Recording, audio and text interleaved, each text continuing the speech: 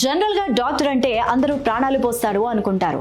అయితే కొంతమంది psycho doctors మాత్రం ప్రాణాలు తీయడానికి కూడా వెనుకాడరు అంటూ నిరూపించాడు ఓ ఆయుర్వేద వైద్యుడు. 10 కాదు 20 కాదు, ఏకంగా 100కు పైగా మర్డర్స్ చేశారు. అంతకు మించి దారుణం ఏంటంటే చంపేసిన తర్వాత మృతదేహాలను మొసళ్లకు ఆహారంగా వేసేశాడు.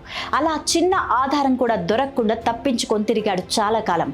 ఇక ఈ సైకో డాక్టర్ నేర చరిత్ర గురించి తెలిస్తే వెన్నులో వణుకు పుట్టడం ఖాయమని చెప్పాలి. పోలీసుల నుంచి తప్పించుకొని తిరుగుతున్న సీరియల్ కిల్లర్ దేవేంద్ర కుమార్ శర్మ ఎట్టకేలకు దొరికిపోయాడు. ఢిల్లీ పోలీసులు అతన్ని అరెస్టు చేశారు.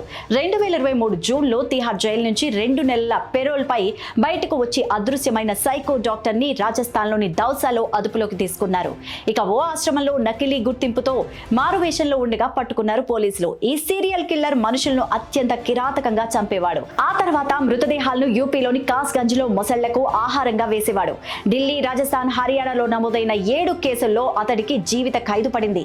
గుర్గావ్ కోర్టు తాజాగా ఈ సైకోకి మరణ శిక్ష కూడా విధించింది.